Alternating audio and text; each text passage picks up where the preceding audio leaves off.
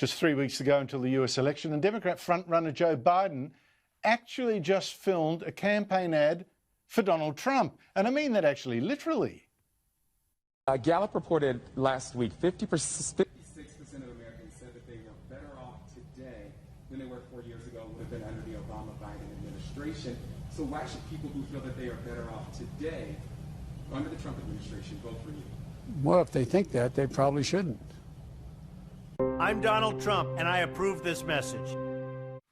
Great answer. 56% of Americans think they're better off under Trump. Well, so's Joe. Vote for him. Joining me are Daniel Weil, Director of Research at the Institute of Public Affairs, and Rita Panahi, Sky News host, star Herald Sun columnist, who's about to go to the US to also report on the election for Sky News. Rita, what did you make of Joe Biden filming an ad for Donald Trump? That's a good reason for vote for Trump, if you ask me. Well, it was deja vu all over again. Didn't we hear that last year at our election? Didn't we have yes. Rowan say, if you don't like our policy, vote for the other guys. Like our policies, and vote for the other people. And again, it comes from the same place, this hubris, because they're so ahead in the polls, and he must think that he can get away with saying statements like that. He can get away with not saying that, no, I won't pack the courts, I'm not going to go crazy. He refuses to even answer that question. He said, I'll tell you after the election what I'm going to do. So they have got into this space now where some polls are showing them being 14, 15 points ahead, and they think they can't lose. They're forgetting that the polls were very similar in 2016. Now, yes, you could say the polling companies have accounted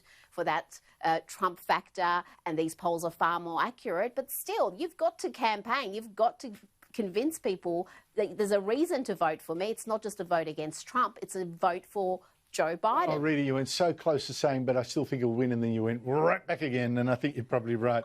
Daniel, I can't think of a last election where someone was 14 points behind and still won the election because, you know, there were all these voters that didn't turn up or, you know, were shy voters that didn't want to say, mate, there's no reason to hope, is there?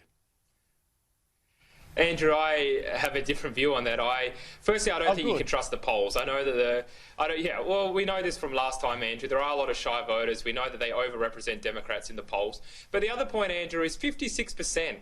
You just quoted that survey, believe that they're better off now than 4 years ago. That's phenomenal given the economic and social damage of the coronavirus and the lockdowns. And what we know, Andrew, is that the Democrats, if you look at the areas of the United States that are most heavily locked down, they're the states that are controlled by Democrats. And what they were betting on as a strategy, Andrew, is that by locking down their states, they would undermine the national economic recovery, which would then harm Trump's re-election chances.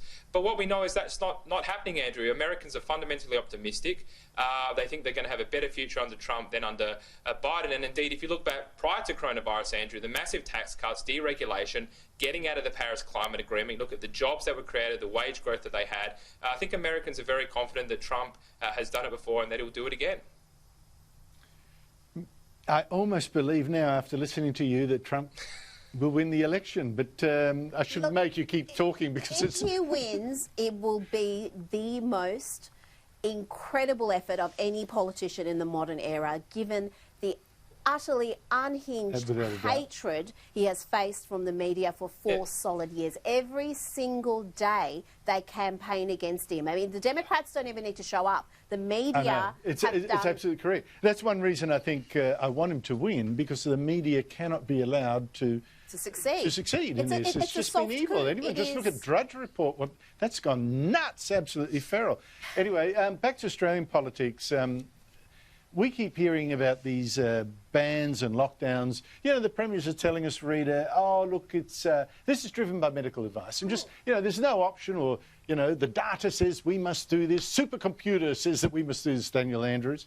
Now we just hear from that it's driven by politics. And I'll give you an example. West Australian Chief Health Officer, Andy Robertson, he says he's advised the Premier there, Mark McGowan, that he could drop the state's border bans to 5 states, but was ignored. What does that tell you?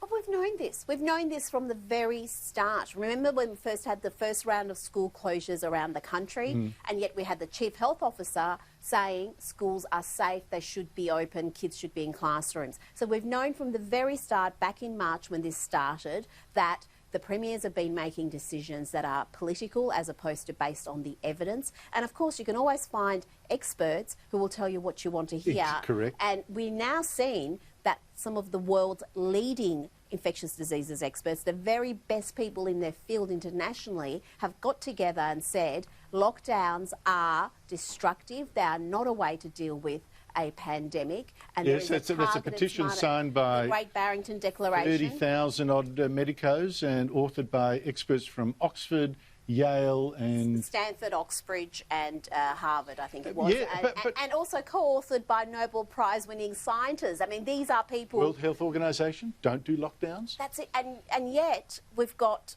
little Brett Sutton here. He knows better. Apparently his credentials top some of the men we've just mentioned, and women, I should say, as well. So it is treating the public like they're idiots. And I'll tell you anything, now that the polling's come out showing that some of these measures are deeply unpopular, see the science change in Victoria. The science will change. But Daniel, I'll give you another example of, just how politicians seem to be cherry-picking the science they want to hear. Federal Health Minister Greg Hunt today said Victoria actually now had infection levels so low that it met the Commonwealth targets for opening up. And to keep Melbourne in lockdown, just caused too much mental health damage, which a lot of professionals are saying. So why is Victoria not following that advice? I mean, again, is Associate Professor Brett Sutton really, guiding the Victorian government's lockdown here? And does he really know better than all these world experts? It's to do with what Rita just said, Andrew. I think it's 100% right. I would actually go a little bit further, Andrew, and say it actually goes all the way back to the middle of April when the majority of these lockdown measures and decisions about when and how and where to open up became more about politics than public health. What happened in the middle of April? Well, the curve was flattened, Andrew. There's a term we haven't heard for a while, flattening the curve, shifting the curve.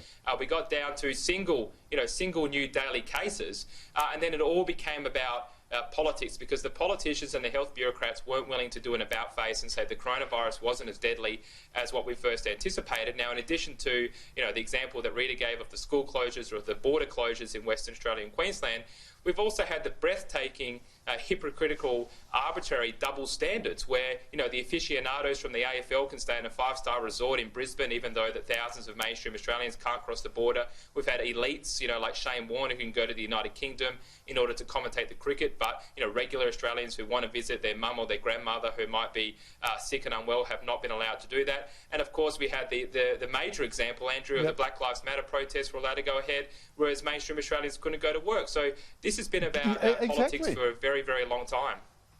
Well, I'll give you another example. The Queensland Chief Medical Officer saying we're going to close schools, not because there's a risk there, but they wanted to send a message to the community that this really was serious, and if they didn't close schools, people wouldn't think it. So it was a PR message. Honestly, it's so much. Rita Panny, Daniel Wild, thank you both so much for your time. Pleasure. Thanks, Andrew.